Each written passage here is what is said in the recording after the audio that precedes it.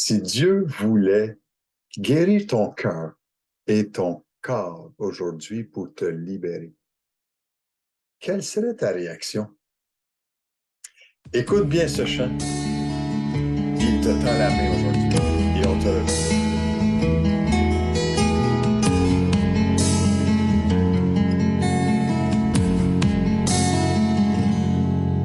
Même si depuis trop longtemps tu as refusé de lui parler,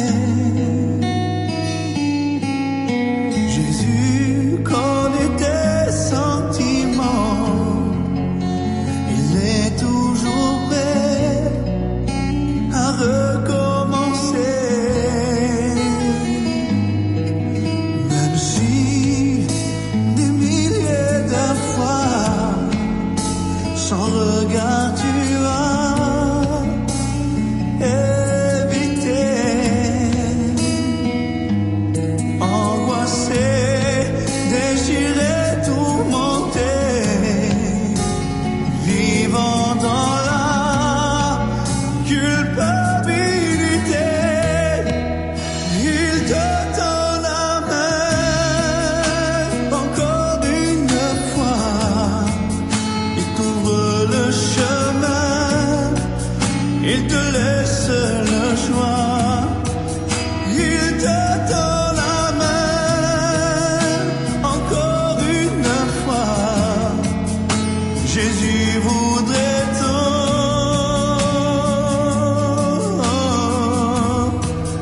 te serrer dans ses bras, te serrer dans ses bras.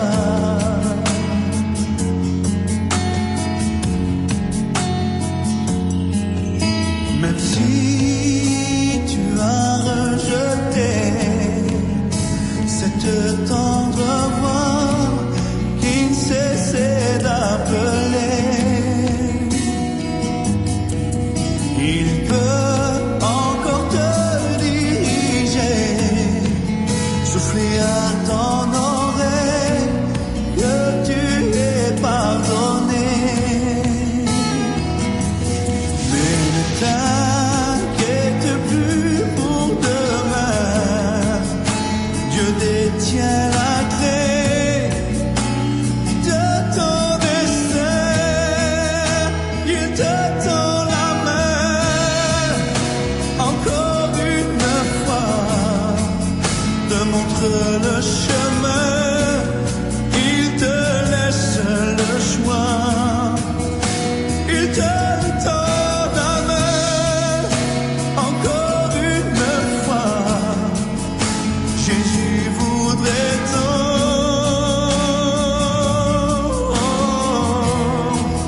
le serrer dans ses bras,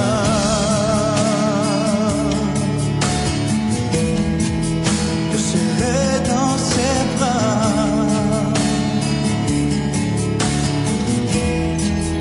Il te tend la main encore une fois, te montre le chemin, il te laisse le choix, il te tend la main encore une fois, te montre le chemin, il te laisse le choix, il te tend la main encore une fois. Jésus voudrait tant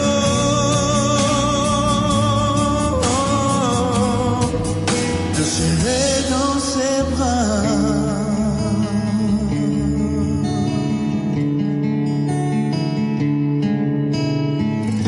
Bonjour et bienvenue à votre émission du matin, l'Évangile, notre espoir. Oui, il y a de l'espoir pour la guérison, pour ta vie.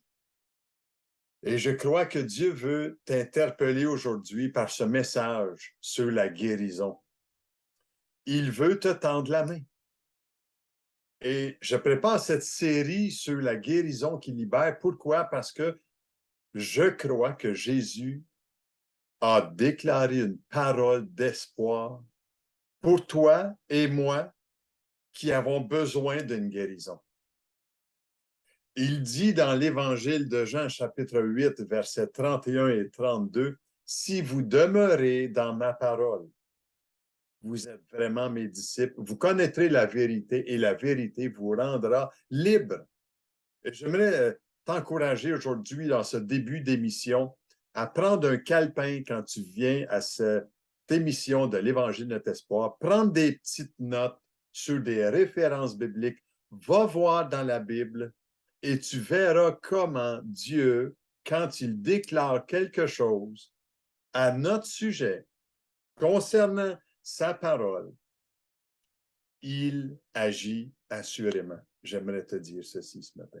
Et j'aimerais vous rappeler, la semaine dernière, on avait vu ce nom de Dieu dans l'Ancien Testament qui est Yahweh Rapha, qui veut dire l'Éternel qui guérit. Et j'aimerais lire ce texte dans Exode chapitre 15, verset 26, qui dit, il dit, si tu écoutes attentivement la voix de l'Éternel, ton Dieu, si tu fais ce qui est droit à ses yeux, si tu prêtes l'oreille à ses commandements, et si tu observes toutes ses lois, je ne te frapperai d'aucune des maladies dont j'ai frappé les Égyptiens, car je suis l'Éternel qui te guérit. Oh Dieu, merci. Il est celui qui, dans l'Ancien Testament, au temps de Moïse, avait donné des promesses concernant la guérison physique, certainement, mais aussi également la guérison sur les maux de l'âme. Est-ce que vous avez remarqué dans ma lecture que j'ai dit qu'il y a des conditions à cette guérison? Il y a un si tu écoutes, si tu fais, si tu prêtes, si tu observes toutes ces choses, etc. Et vous savez, l'Éternel Dieu, Dieu, dans sa personne, veut montrer à son peuple, à ceux qui croient en lui, d'une manière très tangible, qu'il ne voulait pas leur malheur en leur donnant des conditions, mais qu'il voulait leur bien, parce qu'il dit, d'autres mots, je suis Dieu, ton médecin. Je suis Yahweh, ton médecin. Et c'est moi qui veux mettre une bande sur tes plaies. C'est moi qui veux te guérir. C'est moi qui veux sauver ta vie de la mort spirituelle. Et c'est pour ça que le peuple d'Israël dans l'Ancien Testament devait avant tout, quoi? Aimer Dieu et ce qu'il déclarait. J'aimerais te dire aujourd'hui que la définition de la guérison divine est beaucoup plus simple qu'on peut le penser. Selon le pasteur Hugh Jeter, ça dit que la guérison divine est le processus par lequel Dieu apporte la vie, la santé et la force aux âmes et aux corps affligés. Nous avions vu la semaine dernière ces détails sur l'importance de ce que Jésus est venu faire. Il est venu expier notre faute. Il nous dit dans 1 Pierre chapitre 2, verset 24, lui qui a porté, en d'autres mots, il a porté sur la croix nos péchés en son corps sur le bois, afin que, morts au péché, nous vivions pour la justice, lui par les meurtrissures duquel vous avez été guéris. J'aimerais te dire, il y a assez de puissance dans le nom de Jésus pour guérir quiconque vient à lui. Même le psalmiste dans l'Ancien Testament savait qu'en Dieu, il y avait de la guérison et de la santé pour sa vie. Regardez qu'est-ce qu'il nous dit dans le psaume 103, versets 1 à 3. Il nous dit, « Mon âme bénit l'Éternel, que tout en moi bénisse son saint nom.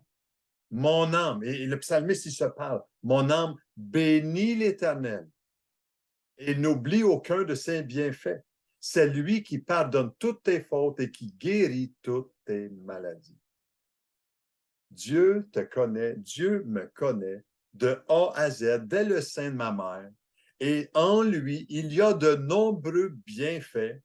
En lui, en sa parole, quand il déclare des choses, il déclare la vérité te concernant et me concernant. Est-ce que la vérité fait toujours du bien? Oui. Est-ce qu'elle nous fait du mal parfois? Oui, parce que nous avons des choses qui sont cachées, qui ne sont pas de sa volonté dans notre vie et qu'on a besoin de confesser à Dieu. Mais j'aimerais vous dire, le Seigneur Jésus a payé un grand prix pour ta guérison. Et pourtant, il y a beaucoup de personnes, beaucoup de ceux qui disent croire en lui, qui oublient les bénédictions qui sont rattachées à ses promesses, à sa parole. On sait très bien que la mort de Christ nous offre un moyen par lequel Dieu pardonne nos péchés, mais aussi qu'il nous guérit de la maladie. À plusieurs occasions, Jésus a intervenu. En d'autres mots, dans l'Ancien Testament, le mot expiation, c'est le mot couvrir, c'est le mot en hébreu kafar, qui signifie couvrir, rendre propice. Mais il devait avoir une victime qui meurt dans l'Ancien Testament pour couvrir ce péché-là. Que ce soit un bœuf, un agneau, une tourterelle, c'était un sacrifice de sang qui devait être versé pour couvrir le péché. Tandis que Jésus, lui, est venu, lui qui a été l'agneau de Dieu, pour ôter le péché dans ton cœur et dans mon cœur, le déraciner par la puissance de son sang qui a coulé sur la croix, lui qui est l'agneau de Dieu, qui enlève le péché du monde, oui, certainement. Mais est-ce que tu crois qu'il est capable d'enlever ce péché dans ta vie? Et pour qu'il soit enlevé, ce péché dans ta vie, de colère, de haine, de vengeance, et peu importe l'ampleur du péché qu'il peut y avoir, il te faut le confesser. Il te faut l'abandonner. Il te faut reconnaître que tu as besoin de changer. Parce que Dieu est celui qui est saint, 3 fois saint. Et la sainteté, vous savez, a exigé une punition, une sanction, et c'est Jésus qui est venu, lui, payer pour cela. Il a expié le péché. Il est venu couvrir, il est venu cacher à la vue de Dieu le péché. Et même, vous savez, dans l'Ancien Testament, le psalmiste disait bien dans le psaume 32, verset 1, « Heureux celui dont la transgression est enlevée, dont le péché est pardonné. » Et le mot ici, pardonné, est kafar, qui veut dire couvrir. Heureux celui que son péché est couvert. J'aimerais te dire ceci aujourd'hui. Le péché que tu commets a été couvert par Jésus. Mais si tu veux rester avec et non le confesser, il te restera collé à toi-même et tu en souffriras. Et Dieu parle dans l'Ancien Testament tellement de nombreuses fois. Il dit, il déclare encore dans Isaïe, chapitre 43, verset 25, « C'est moi qui efface tes crimes pour l'amour de moi, et je ne me souviendrai plus de tes péchés. » Et vous savez, même Michée nous dit dans le chapitre 7, verset 19, « Il mettra sous ses pieds les pieds de Dieu. Il mettra sous ses pieds nos iniquités. Il jettera au fond de la mer tous leurs péchés. » Pourquoi? Parce qu'il y a eu une confession. Et encore, Isaïe déclare en disant, chapitre 38, verset 17, « Tu as jeté derrière ton dos mes péchés. » Ça me réjouit, laissez-moi vous dire, cher ami, de savoir qu'un jour, dans ma vie, j'ai dit, Seigneur, aide-moi à me débarrasser de ces problèmes, de ces fautes que je commets tous les jours pour avoir le pardon. Et vous savez ce que le Seigneur a fait? C'est qu'il m'a vraiment pardonné parce qu'il l'a payé à la croix. Et quand nous reconnaissons le sacrifice que Christ a fait sur la croix du Calvaire, le péché qui agissait en moi est couvert. Et son effet n'est plus, il disparaît devant la sainteté de Dieu parce que maintenant j'ai invité celui qui était mort et ressuscité dans tes morts pour qu'il puisse habiter dans ma vie. Et c'est un miracle extraordinaire, vous savez, de savoir que Jésus vit en nous, vit en moi. La question que je vous pose ce matin, est-ce que je demeure sous sa protection à lui? Est-ce que tout en moi bénit son saint nom? Non, on a un petit questionnement à se faire personnellement. Est-ce que c'est possible que j'oublie ses bienfaits tous les jours? Il y avait, vous savez, l'histoire d'un pauvre Européen qui voulait immigrer aux États-Unis. Quand il a eu épargné un peu d'argent, il a réussi à s'acheter un billet pour faire la traversée en 3e classe. Il emportait avec lui quelques sandwichs, de la nourriture qui se conservait facilement pendant le voyage. Puis, tandis que les autres passagers dans le bateau, eux, prenaient leur repas au restaurant de ce bateau. Lui, il mangeait dans sa chambre ses sandwichs avec un peu de fromage. Puis, vers la fin de la traversée, le voyageur était un peu fatigué de son régime qui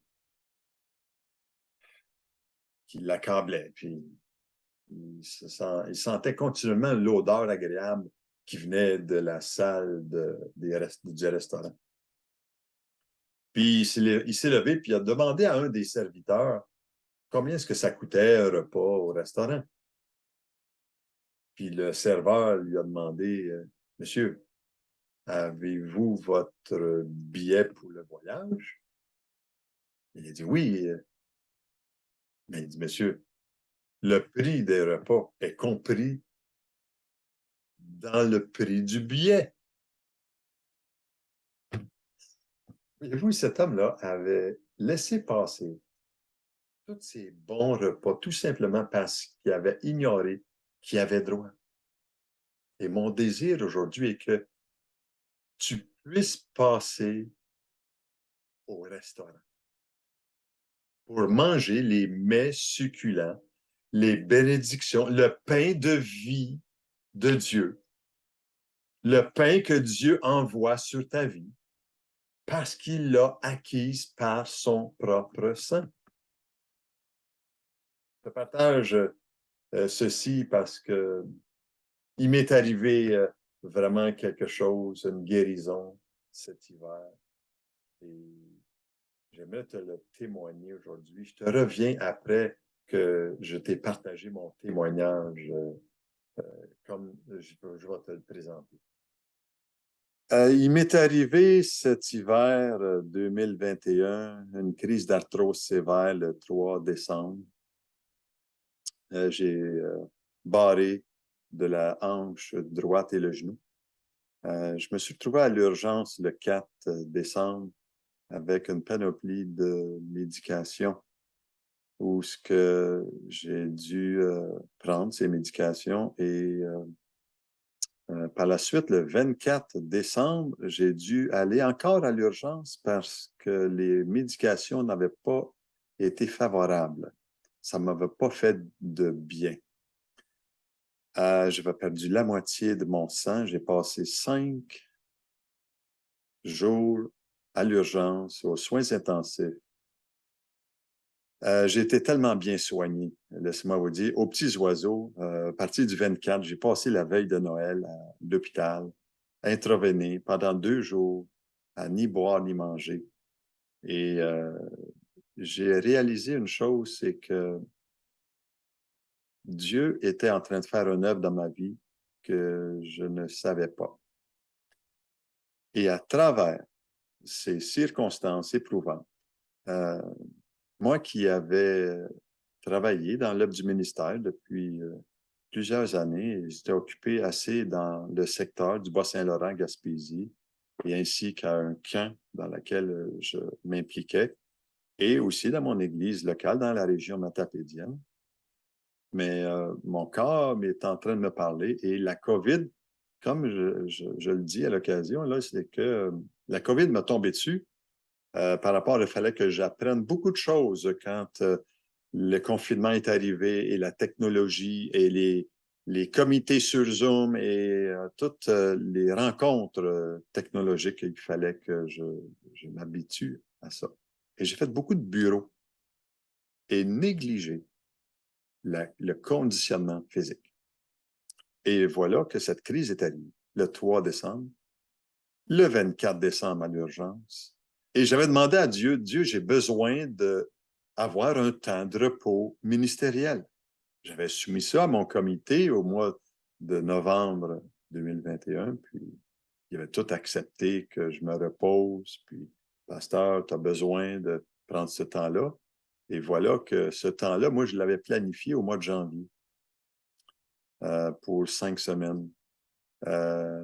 Mais c'est arrivé différemment, pas comme je le pensais. Et bon, j'ai été arrêté 5 jours à l'hôpital et un bon moment donné dans ces temps de repos forcé. Je me rappelle bien le 24 au soir. Dieu est venu me visiter dans ma chambre d'hôpital. Puis, me voilà, j'étais devant Dieu, puis je lui disais, Seigneur, bon, passer un 24 décembre loin de ma famille, bon, ben, je te laisse entre les mains, Seigneur. Puis le Seigneur m'a interpellé dans mon cœur. Puis il m'a dit, Denis, tu voulais prendre un temps seul avec moi? Te voilà seul avec moi. Et vraiment, j'ai été ému, touché de par ce que le Seigneur est en train de faire à ce temps où ce que j'avais perdu la moitié de mon sang, où ce que j'avais plus de force, j'avais plus de couleur dans le visage. Je laissais ma femme seule à la maison, elle qui a pris tellement soin de moi dans ces temps-là. Elle devait mettre la roue, fallait qu'elle travaille très fort pour arriver à me prendre soin de moi et toute la corvée de la maison, la neige et tout cela. Et Dieu merci pour ma femme qui est une grande bénédiction pour moi tous les jours. Mais me voilà que ce temps-là de guérison m'a approché de Dieu. Et c'était mon plus grand bien. C'était mon plus grand bien, c'était un temps de ressourcement et j'ai dû arrêter de travailler comme je vous ai dit, au 3 décembre jusqu'au 1er mai. Dans mes fonctions, j'ai dû arrêter, mais me ressourcer. Et ça a été un grand bienfait. Je ne me suis pas tourné vers moi-même, mais je me suis tourné vers le Seigneur pour avoir la guérison. Et j'ai dû changer certaines façons de m'alimenter. J'ai dû changer ma façon de faire l'exercice, de pouvoir bouger. Et aujourd'hui, alors ce que je vous parle, je le fais 2, 3, 4 fois par semaine, ou ce que je fais 4, 5, 6 kilomètres par jour.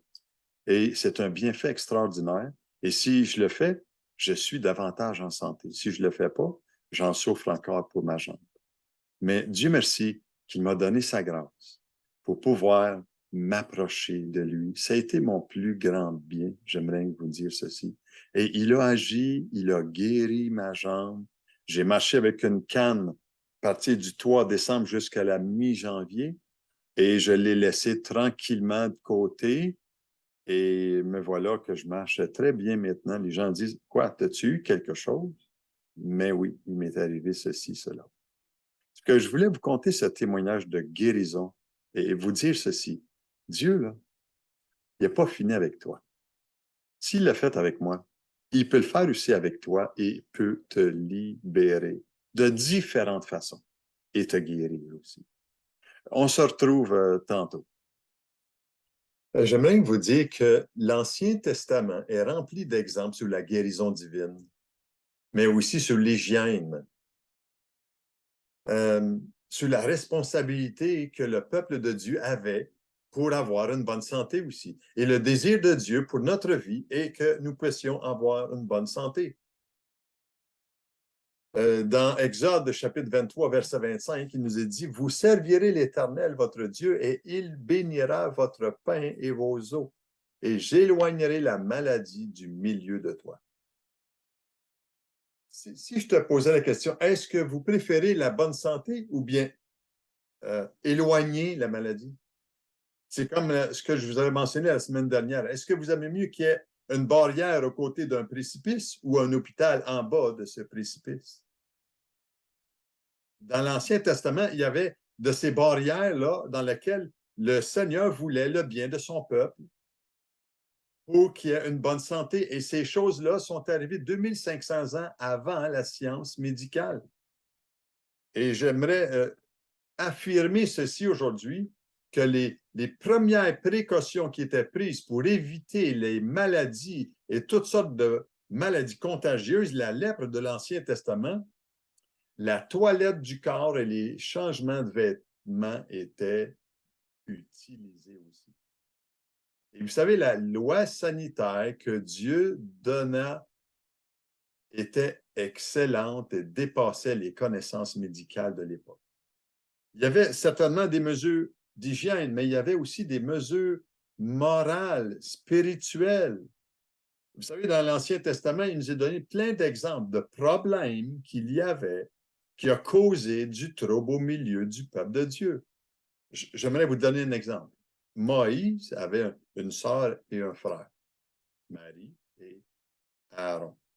Et dans Nombre 12, ça nous rappelle que Marie enviait Moïse.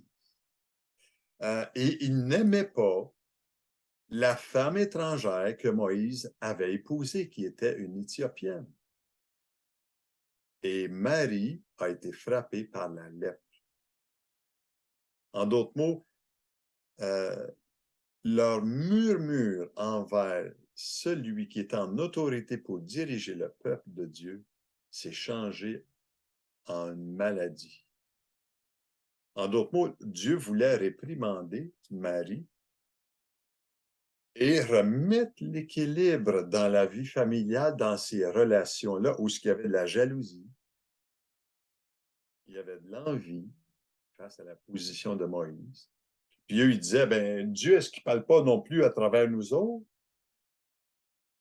Et pour que Marie soit guérie, il a dû avoir un remède et qui est tellement efficace encore aujourd'hui.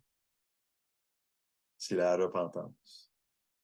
Se détourner. Il fallait qu'il y ait un geste qui soit posé. Et Moïse a dû intercéder auprès de l'Éternel Dieu pour demander que Dieu la libère de cette lèpre. Et elle a dû être quelques jours à l'écart pour pouvoir réfléchir certainement, mais être réprimandée par les paroles qu'elle avait déclarées. Et elle a dû confesser et abandonner ses fautes qu'elle avait commises, cette envie, cette jalousie. Dieu merci que au milieu de son peuple, il y a assez de guérison. Et quand on prend la parole pour appui, il y a assez de guérison pour vous et moi, parce qu'il est encore Yahweh Rapha. Et le Seigneur affirme qu'il est encore le médecin, le grand médecin. Il est encore celui qui est le Rédempteur. Encore, il veut te dire aujourd'hui, je suis le Seigneur, ton médecin. Et je peux juste vous dire ceci, Jésus est le meilleur des médecins parce qu'il connaît tous les détails de ma vie émotionnelle, spirituelle, physique. Il est mon créateur. Et il y a des promesses dans sa parole qui ne manquent jamais. Et Dieu est toujours fidèle à sa promesse si nous voulons la garder. Et c'est là la condition. La promesse était soumise à une certaine condition. Et le peuple devait avant tout aimer l'Éternel, l'aimer lui, le grand médecin, lui qui avait la bonne réponse pour eux. Savais-tu que Dieu a une bonne réponse pour toi aujourd'hui? Si tu écoutes attentivement sa voix, si tu écoutes ce qu'il demande dans sa parole. Et vous savez, dans la mesure où ce que ces conditions-là sont respectées dans notre vie, dans ta vie, Dieu était dans l'obligation de garder son alliance. Une alliance, là, pour Dieu, c'est solennel. Et cette alliance de guérison et de bonne santé n'est pas encore annulée non plus. Parce qu'en Jésus, j'aimerais te dire ceci, il y a assez de guérison.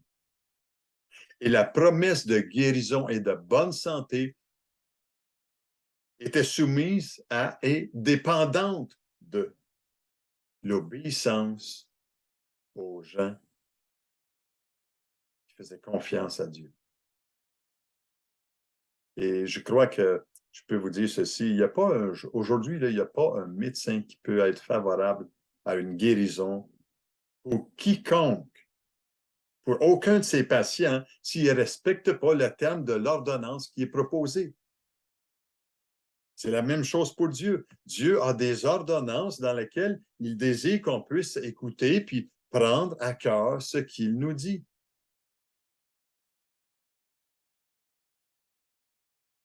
Jésus a dit une parole tellement claire dans l'Évangile de Jean, chapitre 3, verset 13 à 15. Il disait ceci à Nicodème, « Personne n'est monté au ciel, si ce n'est celui qui est descendu du ciel, le Fils de l'homme qui est dans le ciel. Et comme Moïse éleva le serpent dans le désert, il faut de même que le Fils de l'homme soit élevé, afin que quiconque croit en lui ait la vie éternelle. » Je conclus en te posant une question aujourd'hui. Est-ce que tu as peur de la guérison que Dieu aimerait produire en toi? J'aimerais t'encourager à venir à lui tel que tu es. Dieu te connaît. Et mon désir est que l'Évangile, la bonne nouvelle, soit un message d'espoir pour toi. Que tu puisses connaître son intervention dans ta vie parce qu'il veut changer tes pensées et ton cœur. Il veut changer même l'état de ton corps. Ça va agir d'une façon extraordinaire.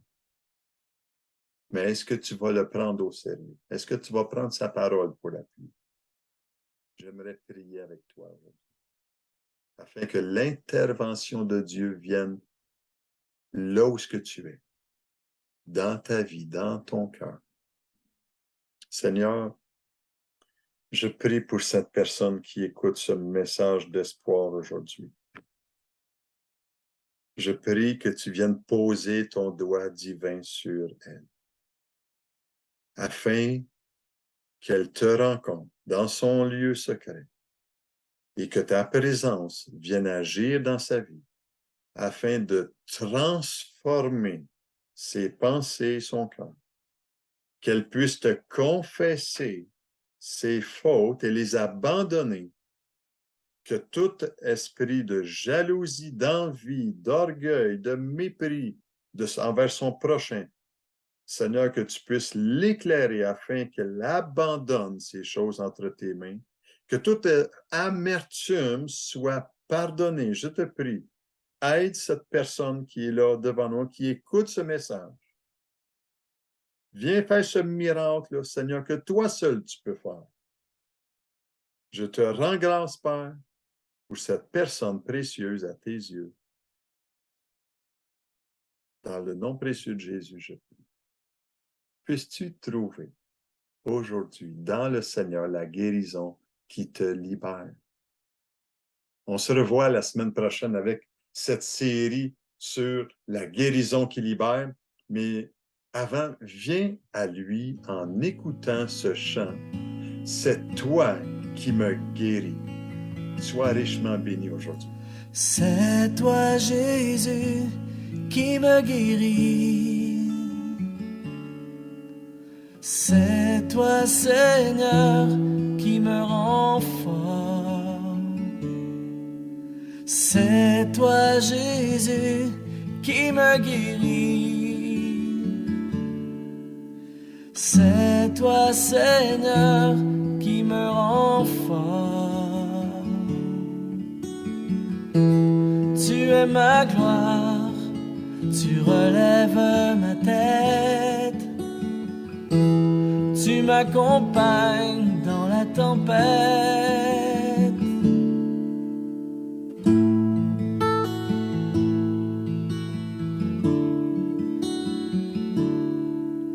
C'est toi, Jésus, qui me guérit. C'est toi, Seigneur, qui me rend fort. Et tu essuies les larmes de mes yeux. Tu es ma force quand je n'y arrive pas. C'est toi, Jésus, qui me guérit. C'est toi, Seigneur, qui me rend fort. Oh, oh, oh,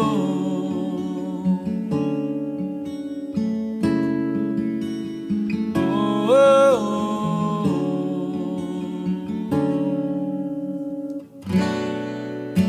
C'est toi qui me relève quand je plie sous le fardeau. À l'ombre de tes ailes, je trouve le repos.